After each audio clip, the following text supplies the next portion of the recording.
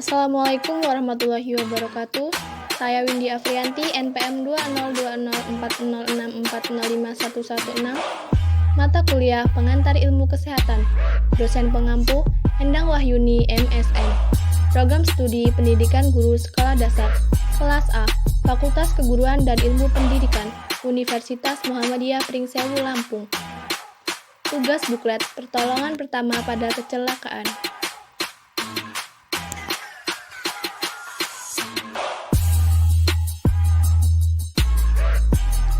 Penanganan dan pertolongan terhadap cedera.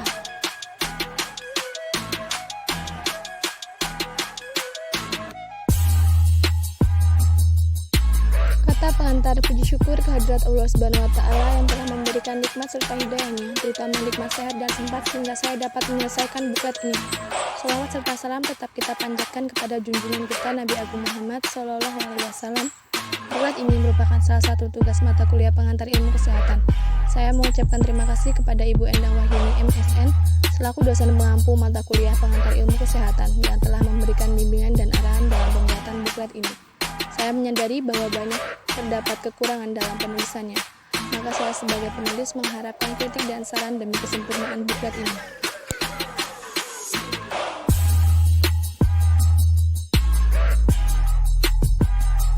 Penanganan dan pertolongan terhadap cedera.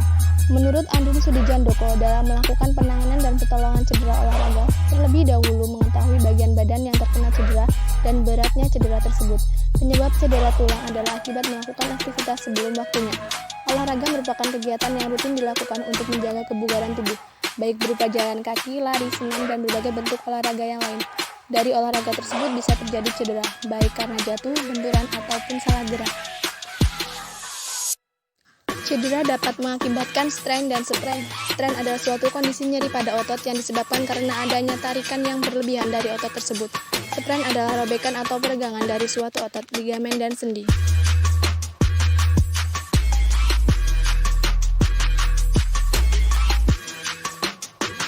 Menurut Andung Sudijandoko, cedera tersebut ditandai dengan adanya rasa sakit, pembengkakan, kram, memar, kekakuan, dan adanya pembatasan gerak sendi serta berkurangnya kekuatan pada daerah yang mengalami cedera tersebut.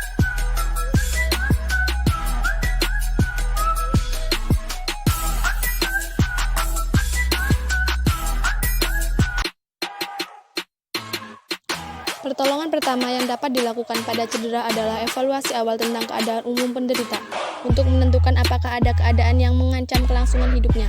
Setelah diketahui tidak ada hal yang membahayakan jiwanya, maka dilanjutkan upaya RICE, yaitu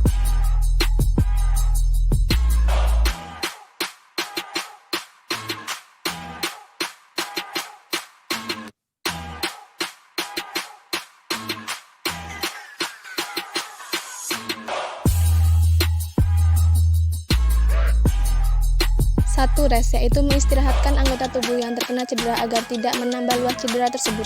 2S, yaitu memberi kompres dingin pada bagian tubuh yang terkena cedera dengan tujuan untuk mengurangi rasa sakit dan dingin akan membantu menghentikan pendarahan. 3 compression, yaitu memberikan balutan tekan pada anggota tubuh yang cedera dengan tujuan untuk mengurangi pembengkakan.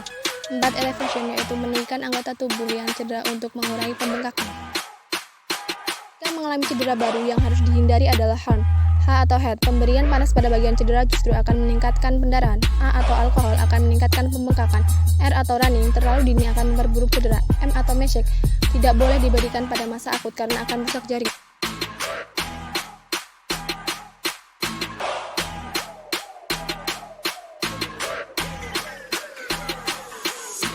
Contoh pertolongan pada kecelakaan. Yang pertama, pendarahan. Pendarahan terjadi karena pecahnya pembuluh darah sebagai akibat dari trauma pukulan, tendangan, atau terjatuh.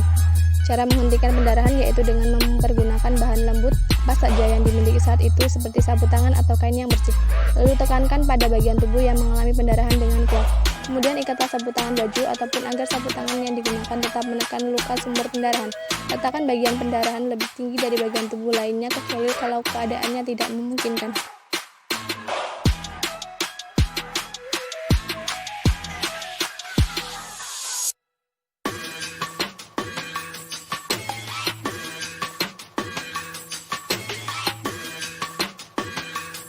Kesleo atau terkilir. Menurut Iskandar Junaidi, kesleo merupakan kecelakaan yang paling sering terjadi baik dalam kehidupan sehari-hari maupun dalam berolahraga. Kesleo disebabkan karena adanya hentakan yang keras terhadap sebuah sendi tetapi dengan arah yang salah atau berlawanan dengan alur otot. Akibatnya jaringan pengikat antar tulang atau ligamen robek. Robekan ini diikuti oleh pendarahan di bawah kulit, menggumpal di bawah kulit dan menyebabkan terjadinya pembengkakan, rasa nyeri, serta sulit digerakkan.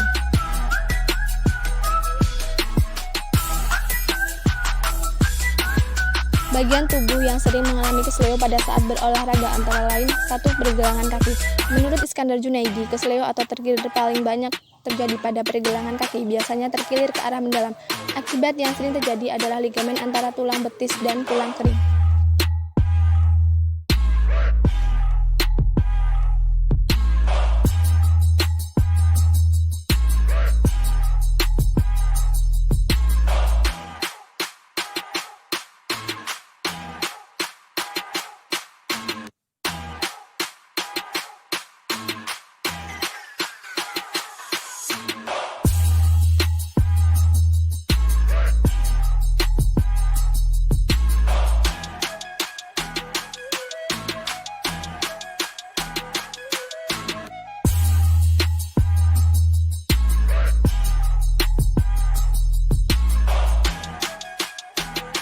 Berikut ini tindakan pertolongan kesleo atau terkilir.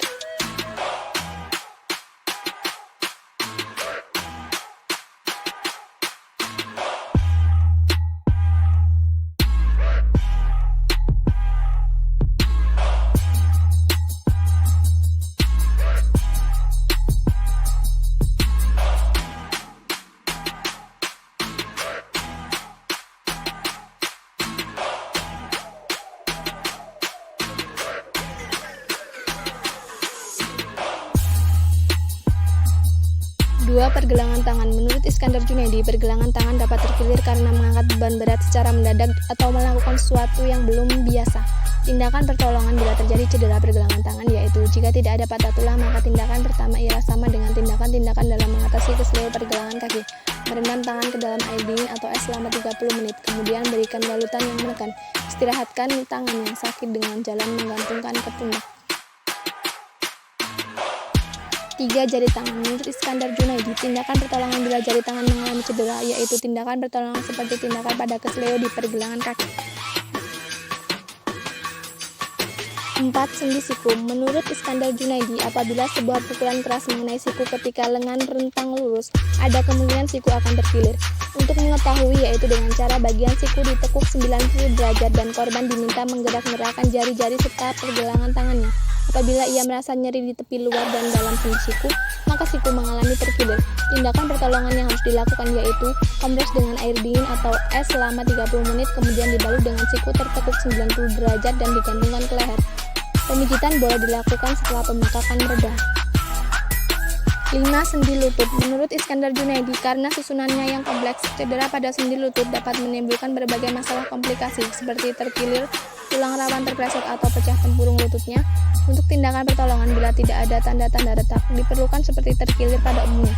Tindakan pertolongan pada cedera sendi lutut yaitu kompres es selama 30 menit, lalu berikan balutan yang menekan. Kalau perlu dilapisi dengan spons di atas, di kiri dan di kanan tempurung lutut. Kemudian istirahat. 6. Kejang otot. Menurut Iskandar Junaidi, kram atau kejang otot dapat terjadi karena keletihan, dapat pula karena dingin atau karena panas. Tindakan pertolongan pada cedera kejang otot yaitu kejang otot karena letih dapat diatasi dengan menegangkan otot tersebut.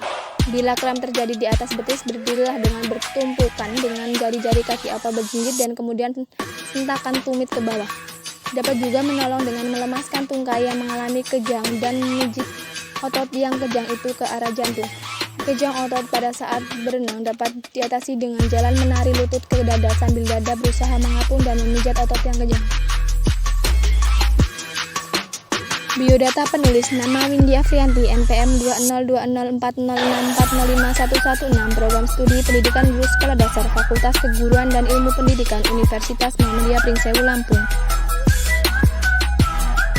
Penanganan dan pertolongan terhadap cedera. Buku ini berisi tentang penanganan dan pertolongan terhadap cedera. Dengan adanya buku ini diharapkan semoga pembaca bisa mengetahui jenis serta cara penanganan dan pertolongan pada cedera. Terima kasih. Wassalamualaikum warahmatullahi wabarakatuh.